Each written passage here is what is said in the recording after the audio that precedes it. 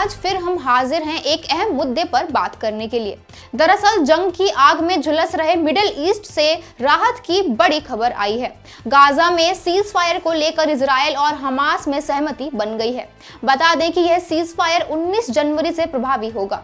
दोनों के बीच के समझौते के बाद 15 महीनों से चल रही जंग अब अस्थायी तौर पर थमने जा रही है। यह डील मिस्र, कतर और अमेरिका की मध्यस्थता के जरिए हुई है। हमास की ओर से शेयर किए गए डॉक्यूमेंट्स के मुताबिक यह सीज फायर रविवार से प्रभावी होगा।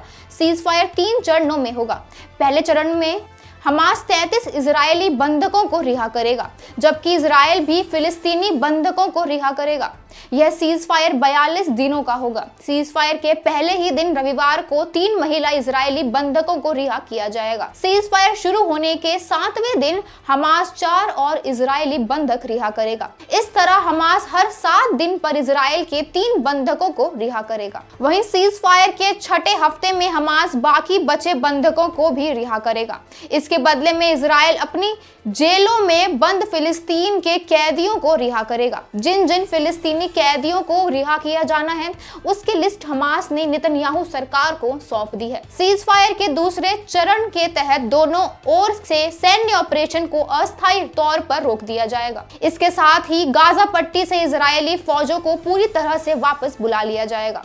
तीसरे चरण के तहत दोनों ओर से मृत नागरिकों के शवों को एक दूसरे को सौंपा जाएगा। इस सीज फायर के बाद व्हाइट हाउस ने कहा कि मिस्र और कतर के साथ अमेरिका द्वारा कई महीनों की कूटनीति के बाद इजराइल और हमास युद्ध विराम और बंधक समझौते पर पहुंच गए हैं।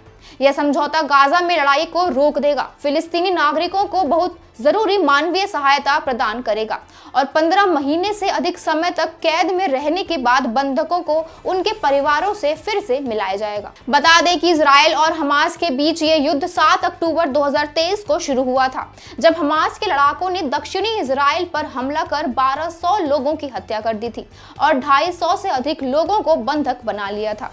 इसके जवाब में इजराइल ने हमास के खिलाफ जंग छेड़ दी थी। फिलहाल ये रिपोर्ट यही खत्म होती है। ऐसी और वीडियोस के लिए सब्सक्राइब करें एवरीडे इंडिया न्यूज को। धन्यवाद।